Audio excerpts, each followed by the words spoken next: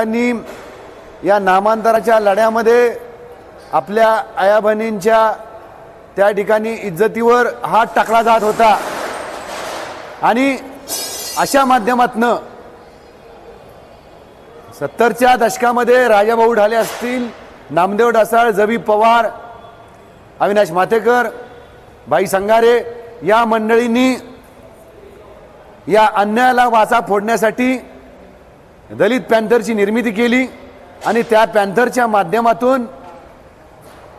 पॅन्थरचा झंझावात मराठवाड्यामध्ये, विदर्भामध्ये, पश्चिम महाराष्ट्रामध्ये पोचला गेला आणि त्या पॅन्थरच्या झंझावातामुळे इथली प्रस्थापित व्यवस्था खडबडून जागी झाली, प्रस्थापित व्यवस्था हादरली आणि त्या प्रस्थापित व्यवस्थेला राजकीय व्यवस्था असेल, धर्मांध संघटना असतील, त्यांना शह देण्याचं काम त्या ठिकाणी दलित पॅन्थरच्या कार्यकर्त्यांनी केलं आणि तीच कलाकृती आज या जय भीम पॅन्थर एक संघर्ष या पिक्चरच्या माध्यमातून दाखवली गेली।